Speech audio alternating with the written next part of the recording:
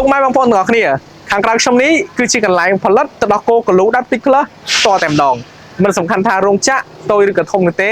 ប៉ុន្តែអ្វីដែលសំខាន់បំផុតគឺរោងចក្រមួយនេះមានស្តង់ដារហើយនឹងធានាបានថា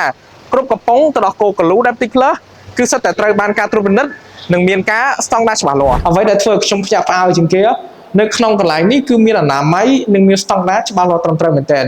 ចំពោះបុគ្គលិកឬក៏អ្នកជំនាញដែលសម្រាប់ផលិតទឹកដោះគោទាំងអស់គ្នាមិនអាចអនុញ្ញាតឲ្យអ្នកគេចូលទៅក្នុងនោះត្រង់បានទេគឺសិតតែមានការត្រួតពិនិត្យមានការពាក់ម៉ាស់ក៏ដូចជាសម្ភារបំពាក់ឲ្យត្រូវតាមស្តង់ដារមុននឹងចូលទៅដល់បន្ទប់ដើម្បីផលិតចេញជាទឹកដោះគោអូតែពិតទឹកដោះគោរបស់យើងគឺផលិតនៅកន្លែងហ្នឹងអញ្ចឹងន័យថារាល់កំប៉ុងទឹកដោះគោនីមួយៗគឺសិតតែបានផលិតនៅនោះទាំងអស់ក៏អត់ទេចាបងចាប់ផ្ដើមពីវត្ថុធាតុដើមគ្រឿងផ្សំការផលិតគុណភាពក៏ដូចជាការវេចខ្ចប់ចេញជាសំបកកំប៉ុងគឺសិតតែអនុវត្តតាមនីតិវិធីរបស់រោងចក្រទាំងអស់បងអូអញ្ចឹងអានេះគឺដំបូងឡើយគឺយកម្សៅដោះគោដាក់ចូលក្នុងនឹងទាំងអស់ណាចាត្រឹមត្រូវទេបង